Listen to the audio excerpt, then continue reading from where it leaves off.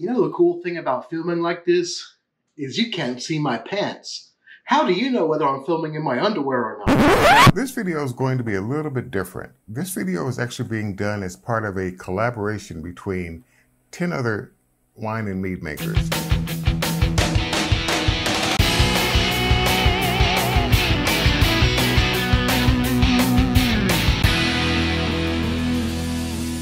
I am Thor, son of Odin, known throughout the universe and all the realms as the Prince of Asgard.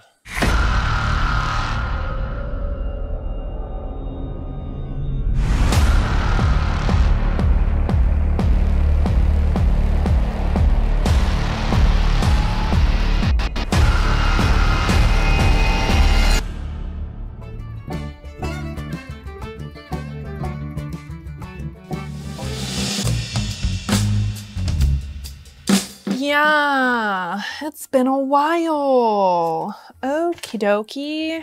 Need something for a potion? It's me, the Dragonborn. Homemade brews and various how-tos, everything from mead to roast. Bake creation, fermentation, inebriation, doing the most. So the 3 ingredients for the great mead project are corn, mangoes, and hot peppers. Well, peppers. Mangoes, corn, hot peppers, and honey. Honey, mango, corn, and pepper. We all have to use corn in some facet, mango in some facet, and of course, pepper. Now these ingredients in a complicated recipe like this is just a little bit out of my wheelhouse. So I asked the advice of my good friend Dr. Bradenard, who has been making mead forever, and he has done a lot of work with corn. And he and I came up with our own little twist on this recipe. We're gonna use purple corn, mangoes, hot peppers, and we're going to add dark agave syrup to it. In the end, who cares? Because Bryce said that the agave syrup or the agave nectar goes really well with that corn and mango flavor. So I'm really looking forward to this. Purple corn. Down in the Mayan territories, they have a beverage they've been fermenting and drinking for a long time called chicha, which is made from corn. And what they do, they would all sit around this big pot, and they would take the corn and they would chew it, and they would spit it into the pot. And then when the pot's full, they would add a bit of water and ferment that. And the enzymes in their saliva would convert all the starches in the corn, or most of the starches in the corn, into simple sugars, which yeast can easily ferment. Well, I don't want to chew all these corns and put them in a big pot. So I'm going to use amylase enzyme. Science has given us amylase enzyme, which replicates the enzymes in your saliva and will help to convert all those starches into simple sugars. it all comes down to money, really. With cities becoming more populated, access to wild bees. So we're gonna crack all this corn, we're gonna cook it at 150 degrees for 30 minutes with 1/4 teaspoon of amylase enzyme per gallon. Now the temperature is very important. You don't wanna go over 150 degrees. Otherwise you will kill this amylase enzyme and defeat the purpose of using it. I've been working with mango quite a bit, and I've found that fresh mangoes don't impart as much flavor as I would like into the mead. I've recently made a mead with 30 pounds of fresh, frozen, and then thawed mangoes in secondary, and there was only a hint of mango flavor. So this time, I'm going to try mango powder. I'm gonna add this entire bag to primary, and then if there still isn't enough mango flavor, I'll add more mangoes to secondary, or agave nectar, or agave syrup. And we're gonna be using wildflower honey. So the exact recipe and formula: 6 pounds of purple corn, cracked and cooked for 30 minutes at 150 degrees with 1/4 teaspoon of amylase enzyme per gallon. 8 pounds of blue agave nectar, 9.5 pounds of wildflower honey, and this whole bag, which is 8 ounces of organic mango juice powder. We're gonna ferment that with EC1118 and our typical nutrient schedule. We're not using a starter of the EC1118, so I'm going to rehydrate 2 packs with Go Firm. And then we're adding 4 tisps of Firmo, 2 tisps of Firm K, and 1 tisp of potassium carbonate to primary. We're adding all that at pitch. And then we're gonna add 4 more tisps of Fermento on day 2 and day 4, our normal nutrient schedule. Okay, so let's get to cracking. How do you crack corn? It smells kind of nice. Okay, so I guess first we want to get this off the cob. Is there a word? Oh, that's easy. You know, one of the advantages of using purple corn is hopefully it'll add a beautiful purple color to the mead. It suddenly occurs to me that cracking corn is a bit of a complicated process, and there's probably a machine that does it for you. I don't really know what I'm gonna do. Is it hard? Okay. Yeah, they're hard. How do you crack corn? If Jimmy cracks corn and no one cares, then why is there a silly song about it? In the meantime, don't forget, click that like button, click the subscribe button, and 1,000 points for anybody who clicks that like button for us. How do you crack it? Okay. Well, you can chew them to break them, but I want to chew all this and spit it in there. Let's try a rolling pin. Oh. This is gonna take all day. What if I get a hammer and hit it? Boom. Ah.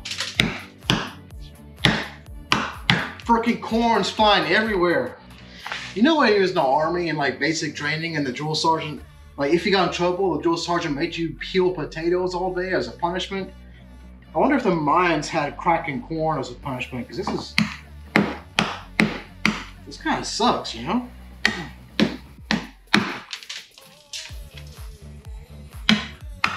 It's gonna be, okay, the hammer works, but it's corns just fly everywhere and it's one at a time kind of thing. So I'm gonna go back to the rolling pin. What if I put them in a Ziploc bag and then hit them with a hammer? Let's try that. I think I've just figured it out.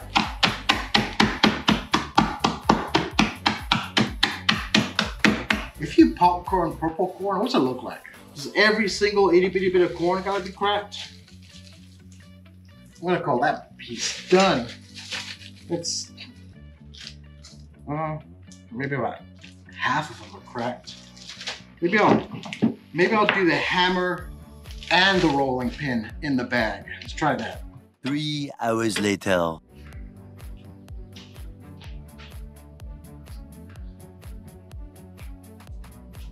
Okay, I'm finished. Yes, I smashed each and every piece of that corn with a hammer. That's how much of a badass I am. My little purple pot was too small, so I had to upgrade to my my big beer brewing pot. So now we're gonna cover this corn with water, add that MLS enzyme, and cook it at 150 degrees for 30 minutes.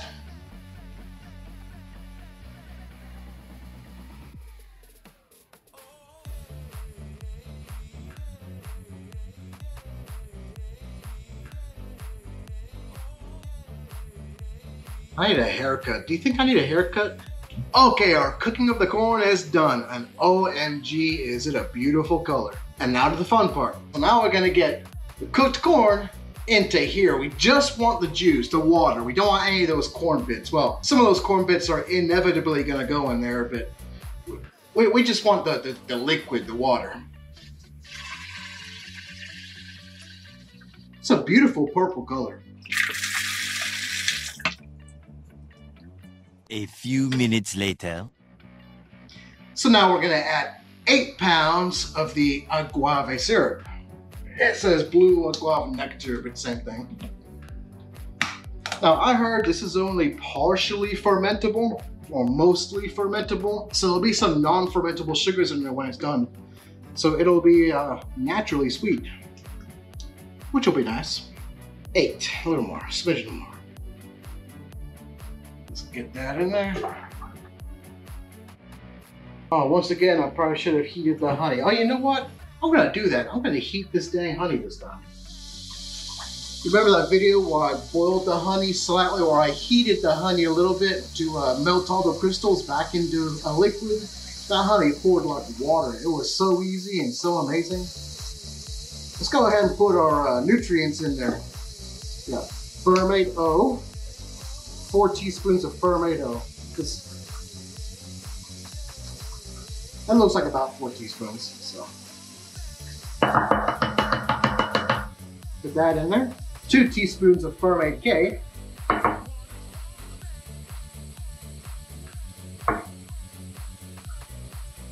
And 1 teaspoon of potassium carbonate.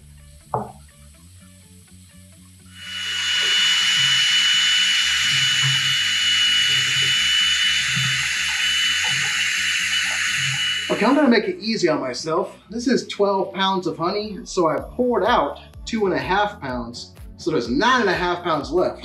And I'm just gonna put this upside down on top of that and let it go. I might use this to make honey cakes. Okay, so there's our 9 pounds of honey, or there's our 9.5 pounds of honey. There's our 8 ounces of agave nectar. Our corn mash liquid is in there. I'm gonna top it up now to 5 gallons. Forgot to put our mango powder in there. Let's add this entire package, 8 ounces of organic mango juice powder.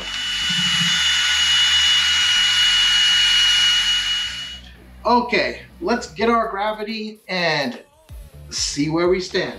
We have our handy dandy hydrometer.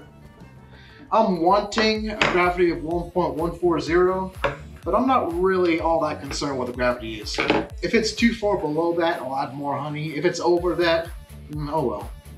1.130. Made a mistake, and we're going to learn about it here in just a minute.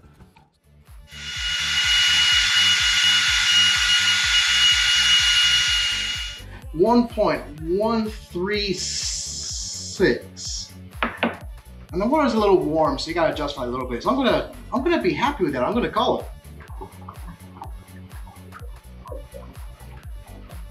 So let's pitch our yeast. That's 2 packs of EC1118, rehydrated for about 20 minutes. So there we go. Stage 1 of our great mead project is done.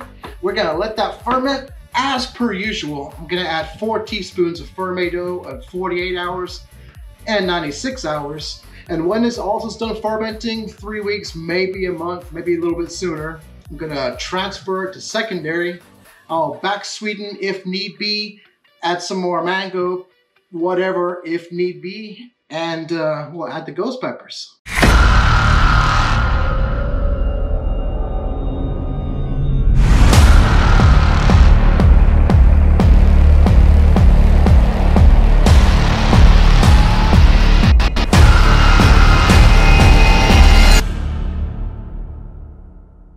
So the Great Mead project is finally wrapped up, and my Great Mead is in the bottle.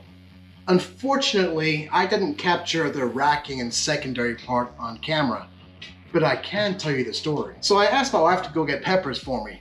I don't think I don't remember if I specified exactly what kind of peppers to get, but she brought me jalapenos.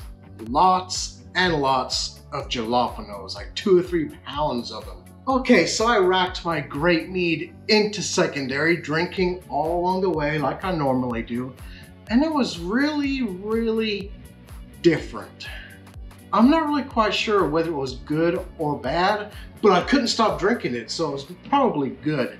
It tasted very strongly of corn with a hint of mango and a subtle sweet undertone. It was quite strange, and I was enjoying it. And by the time I got it racked and got to the jalapeno part, I'm afraid I was very, very drunk. And in my drunken state, I didn't really feel like measuring out and all those jalapenos, so I just cut them all up and threw them all in there. All of them, all 3 pounds or 2 pounds or whatever it was, went into that 5 gallons of secondary. 4 days later, when I sobered up, I, was of a state of mind to, hey, this needs to come off of those jalapenos. Those jalapenos need to come out now. They've been in there for 4 days. It was only supposed to be 24 to 48 hours. So I racked it all out and I tasted it again, and it tasted nothing but jalapenos. No more corn flavor, no more sweet undertone, no more hint of mango, jalapenos. All jalapenos. And you know what? It was really, really good.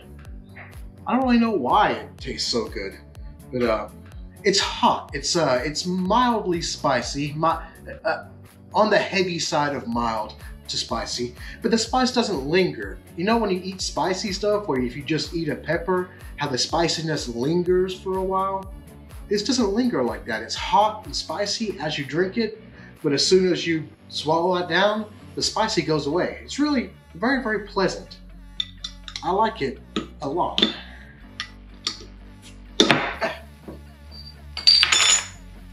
I always gotta make a mess. Now look at that color. What a beautiful, it's not really purple, it's more of like a blood red. It smells like jalapenos. You can actually smell the corn. It smells, you can smell the corn. That's really lovely. Nice amount of spice. Very, very, very strong jalapeno flavor. And that's just about it. Coming in at 16 or 18%? 16%. Well, this is definitely going to be one that you sit outside by a fire with. It has a little bit of legs to it. You can see it still clinging to the glass. I renamed it Fire Mead. And I wrote on the label a capsicum, purple corn, mango, honey, and jalapeno. See, that's a homebrewer's trick. If you mess up a mead somehow, but it's still good, rename it and pretend that you meant for it to be like that. So this jalapeno, this purple jalapeno mead, I meant for this to be this way. This was on purpose, and it is lovely. This entire project has been so fun. Thank you so much, Doin the Most, for putting all this together. And thank you all the other collaborators. I look forward to watching all of your videos. Happy brewing.